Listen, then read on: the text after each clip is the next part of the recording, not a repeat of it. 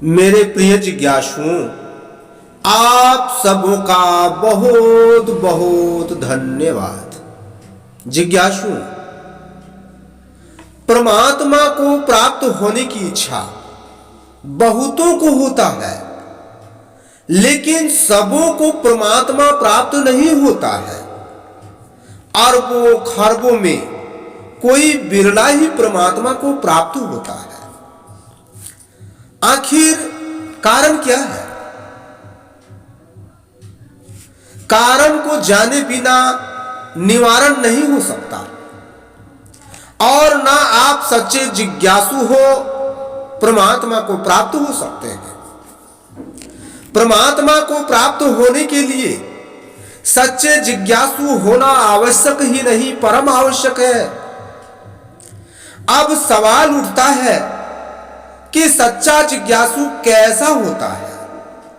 आप कह सकते हैं कि जो परमात्मा को प्राप्त होना चाहता है, क्या वह सच्चा जिज्ञासु नहीं है?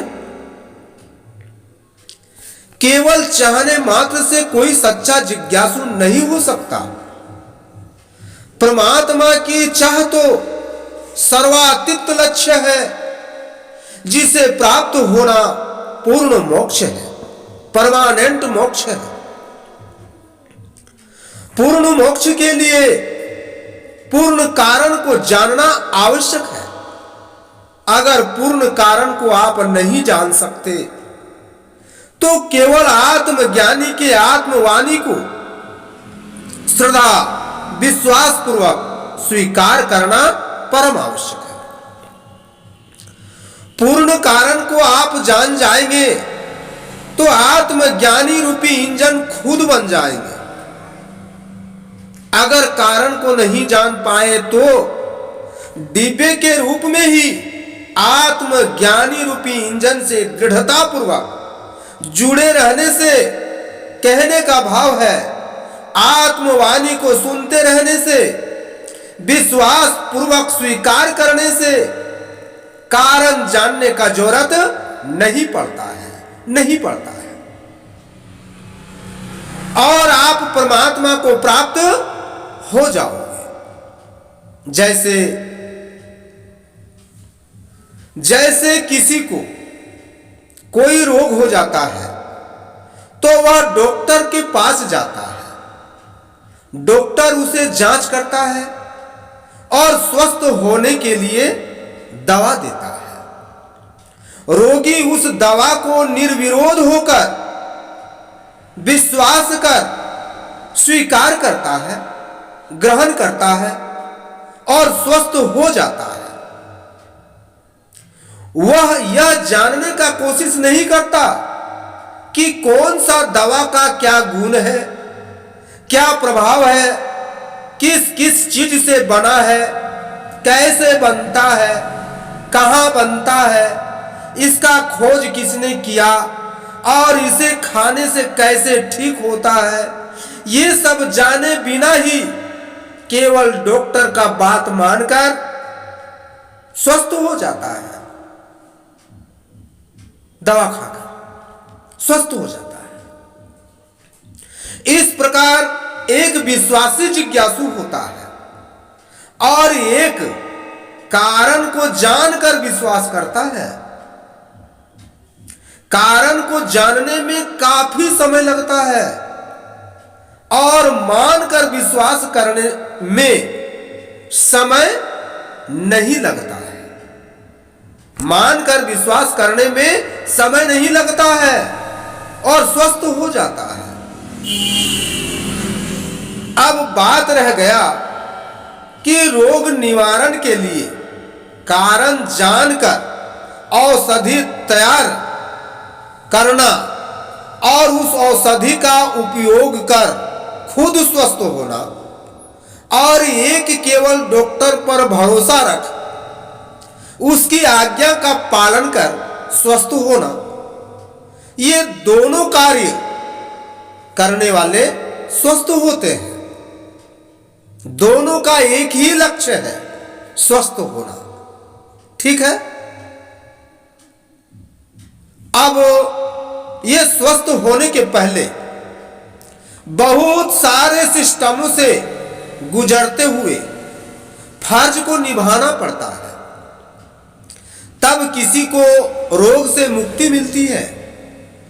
केवल रोग मुक्ति की चाह से कोई रोग मुक्त नहीं होता, उसे रोग मुक्ति के लिए सिस्टम में आना पड़ेगा, फर्ज निभाना पड़ेगा, अन्यथा आप कर्जदार हो जाएंगे और कर्जदार को शांति स्वीकार नहीं करती है। ठीक इसी प्रकार परमात्मा को चाहने मात्र से, पूर्ण मोक्ष की चाहत मात्र से किसी को परमात्मा या पूर्ण मोक्ष नहीं हो पाता है। परमात्मा को प्राप्त होने से पहले परमात्मा को प्राप्त होने का व्याकुलता युक्त भूख होना चाहिए, तड़प होना चाहिए। परमात्मा को प्राप्त होने के लिए सांसारिक भौतिक सुख सुविधा में लेस मात्र भी मोह नहीं होना चाहिए। निरासक्त होकर ही सांसारिक भौतिक सुख सुविधा का उपयोग करना चाहिए। त्याग और समर्पण की भावना से युक्त व्यवहार होना चाहिए। अपना फर्ज का पूर्ण जानकार होना चाहिए। अर्ज, फर्ज और व्यवहार ऐसा होना चाहिए कि आत्मज्ञानी प्रसन्न होकर स्वयं जिज्ञासु को कृत्य करने के लिए विवश हो जाए और जिज्ञासु को याचना भी ना करना पड़े, उसे सच्चे जिज्ञासु कहते हैं। आत्मज्ञानी की प्रसन्नता से स्वतः प्राप्त आत्मिक अवस्था ही पूर्ण मोक्ष का कारण है। याचना द्वारा प्राप्त आत्मिक अवस्था स्वतः प्राप्त आत्मिक अवस्था के लिए पुनर्जन्म का कारण बन जाता है। जिज्ञासु इस सूक्ष्म रहस्य को नहीं जान पाता है। जिज्ञासु इस सूक्ष्म रहस्य को नहीं जान पाता है, जिसके कारण परमात्मा को यानी पूर्ण मोक्ष को नहीं प्राप्त हो पाता है। इसी को साहेब कबीर ने बूझे बिरला कोई कहकर संकेत किया है। जिज्ञासुओं, विशेष क्या कहूं, परमात्मा को प्राप्त होने के लिए सब कुछ स्वतः होना चाहिए। कोई याचना नहीं, कोई मांग नहीं, कोई डिमांड नहीं। याचना से याचना होता है, स्वतः से स्वतः होता है। याचना मन का स्वभाव है और स्वतः आत्मा का स्वभाव है। मांगा हुआ चीज वापस लौट जाता है और स्वतः प्राप्त या स्वतः दिया हुआ चीज अस्थायी होकर असीम हो जाता है। जैसे किसान धरती से कुछ नहीं मांगता, धरती भी किसान से कुछ नहीं मांगती, लेकिन धरती को स्वतः बीज प्राप्त होता है और किसान को स्वतः एक से अनेक बीज की प्राप्ति होती है। इसे आत्मिक कृपा कहते हैं। अर्थात जो स्वतः प्राप्त हो वह असीम होता है और जो याचना करने पर मिले वह सीमा में ही रह जाता है। अब बात रह गया कि स्वतः कैसे होगा। इसके बारे अभी तक आपको समझ में आ गया होगा। अगर समझ में नहीं आया तो आप सच्चे जिज्ञासु नहीं हैं। परमात्मा से कार्य स्वतः ही होता है, जिसे सच्चे जिज्ञासु ही प्राप्त कर सकता है और जान सकता है। वह सीमा रहित परमात्मा बिनु पद चले सुने बिनु काना, कर बिनु कर्म करे विधि नाना। आत्म राम केवल आत्म राम, आत्म राम केवल आत्म राम। आनन रहित सकल रस भोगी, बिनु बानी बकता बड़ जोगी। आत्म राम केवल आत्म राम, आत्म राम केवल आत्म राम। तन बिनु परस नयन बिनु देखा, ग्रह ग्रान बिनु बासय सेखा।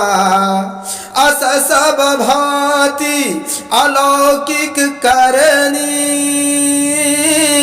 महिमा जाई जसु नहीं बरनी। आत्म राम केवल आत्म राम, आत्म राम केवल आत्म राम। अर्थात वह सीमा रहित सर्वव्यापी परमात्मा बिना पैर का ही हर जगह पहुंचा हुआ है, बिना कान का ही सबका सुनता है, और बिना हाथ का ही अनंतो काम हो जाता है, बिना मुंह का ही सारा स्वाद चख लेता है, और बिना वाणी का ही, बिना शब्द का ही सब कुछ बोलता है, बिना शरीर का ही सबसे स्पर्श किया है, और बिना आंख का ही सब कुछ देख रहा है, बिना नाक का ही सारा गंध ले रहा है।